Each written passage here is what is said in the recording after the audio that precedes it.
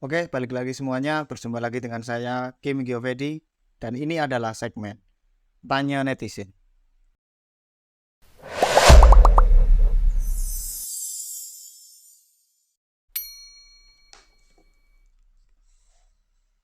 Oke semuanya, pada segmen kali ini saya akan membahas tentang pertanyaan-pertanyaan yang ada di sekitar saya, baik dari netizen ataupun dari teman-teman saya. Pada segmen kali ini saya akan eh, mengeluarkan apa yang ada di pikiran saya, yang menjadi unek-unek saya, yang menjadi pertanyaan saya. Dan pada video kali ini saya akan membahas tentang mungkin saya akan kasih sedikit cuplikan videonya seperti ini. Di luar sana itu saya sering mendengar infrastruktur itu tidak bisa dimakan. Ya memang betul, infrastruktur itu kita bangun bukan untuk dimakan. Iya dong, masa orang disuruh makan aspal, Makan semen. orang suruh makan semen, ya kan tidak seperti itu. Ya, di video itu saya melihat beberapa komen-komen yang seperti ini, dan masih banyak lagi. Tapi di sini saya tidak akan membahas tentang politiknya, tapi saya akan lebih membahas tentang bagaimana menyikapi ketika ada sebuah masalah yang terjadi pada diri kita. Yang saya akan garis bawahi, yang saya akan benar-benar membahas, yaitu di komentar dari Instagram yang bernama kalsi_dom, yaitu ketika dia menyebutkan nyari makan makin susah, harga-harga bukannya makin murah tetapi makin mahal, dan menyalahkan presiden kita bahwa melakukan fokus pembangunan kepada infrastruktur itu salah. Tapi saya tidak akan membahas tentang politiknya.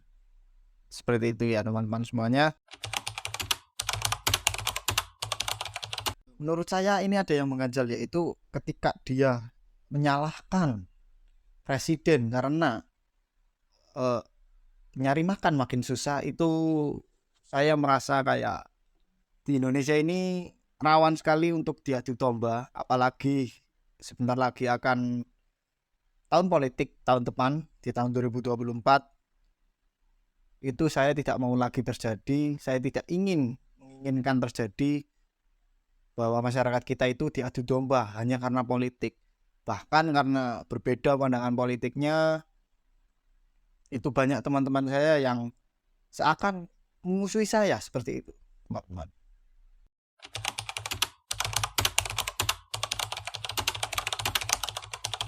Saya merasa agak sedikit kasihan kepada orang yang menyalahkan bahwa nyari makan makin susah itu kesalahan dari presiden. Itu menurut saya itu salah, karena bisa dibilang jika kalian mengatakan seperti itu menurut saya itu kalian adalah pribadi yang self-serving atau pribadi yang mudah menyalahkan orang lain atas kegagalan kalian. Lalu bagaimana menyikapi hal tersebut? Menurut saya yang harus kalian lakukan ketika kalian sudah tahu nyari makan susah, harga-harga makin mahal, itu kalian harus mengembangkan diri kalian, meningkatkan value kalian, meningkatkan kemampuan kalian, meningkatkan kecerdasan kalian. Karena apa? Ketika kalian mempunyai value pada diri kalian, itu saya yakin kok gak akan susah-susah banget seperti itu, teman-teman. Dan yang perlu kalian tahu itu, yang bisa kalian kontrol itu hanya pikiran dan tindakan kalian. Selain itu, kalian tidak bisa mengontrolnya. Baik itu presiden kalian, pemimpin kalian, teman-teman kalian, pasangan kalian, orang tua kalian, anak-anak kalian, itu tidak bisa kalian kontrol. Yang bisa kalian benar-benar kontrol, menjadi kontrol diri kalian, itu hanyalah pikiran dan tindakan kalian. Jadi yang perlu harus kalian lakukan adalah, yang pertama, ketika tahun politik terjadi dan kalian harus menentukan sebuah pilihan antara capres A, capres B, calon DPR A, B, C, D. Kalian fokuslah pada apa yang kalian pilih. Kenapa kalian memilih itu, dan tidak perlu kalian menyalahkan orang lain ataupun calon lain ketika calon kalian tidak terpilih. Kalian hanya mengontrol saja pikiran kalian. Kalian menentukan, kalian harus berpikir di mana calon yang terbaik. Kenapa kalian bisa mengatakan calon terbaik, itu kan subjektif ya teman-teman. Karena setiap orang memiliki pemikiran yang berbeda-beda. Maka dari itu hargai pendapat orang lain ketika berbeda pandangan politiknya dengan kalian. Yang pertama, kalian cukup tentukan saja yang menurut hati kalian itu adalah pemimpin yang terbaik. Dan kemudian setelah itu apa yang kalian lakukan? Ya sudah, kalian tidak boleh teradu domba.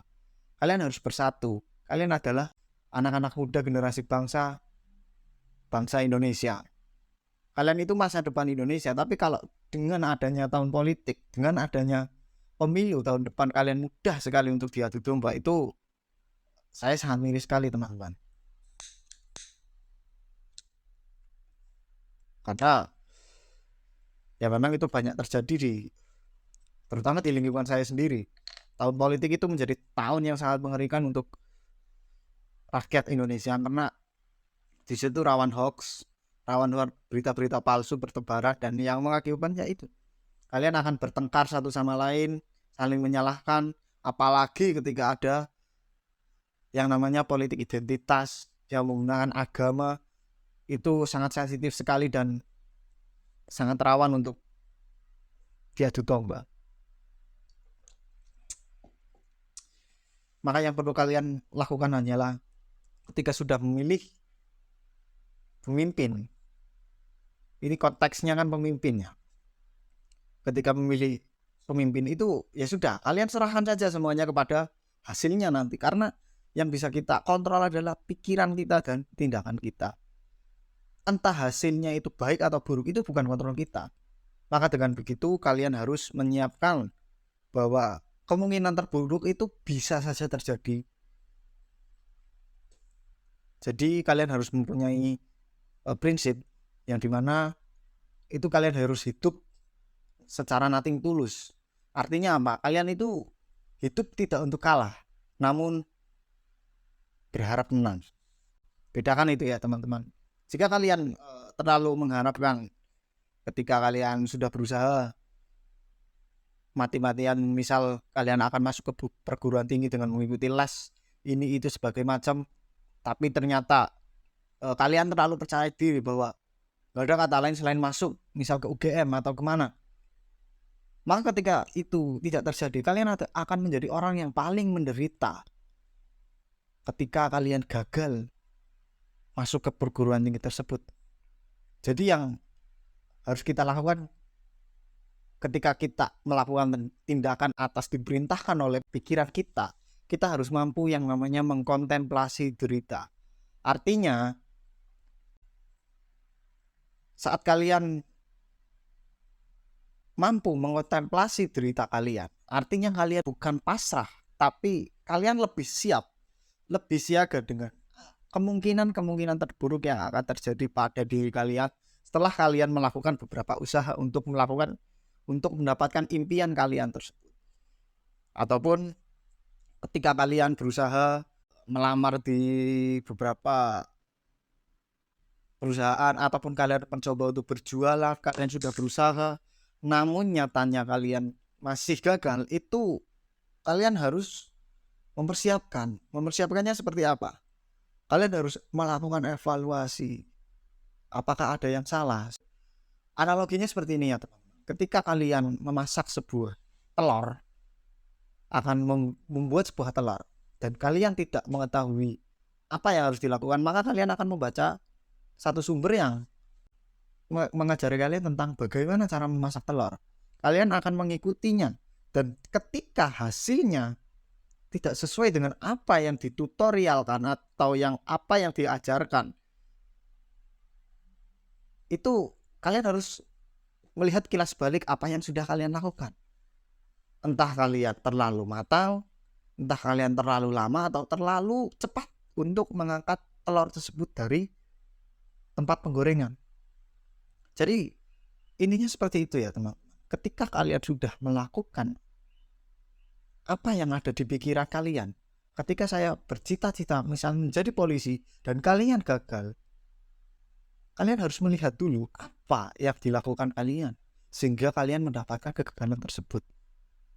Dan kalian harus berusaha untuk selalu menyiapkan kemungkinan-kemungkinan terburuk. Agar apa? Agar kalian ketika kemungkinan terburuk itu terjadi, itu kalian tidak semenderita itu. Penyesalan pasti ada, tapi kalian tidak akan semenderita orang yang mengharapkan ataupun terlalu overconfident dengan apa yang kalian lakukan. Karena menurut Seneca, seorang filsuf dari Yunani, dia mengatakan musibah terasa paling berat bagi mereka yang hanya mengharapkan keberuntungan. Karena apa?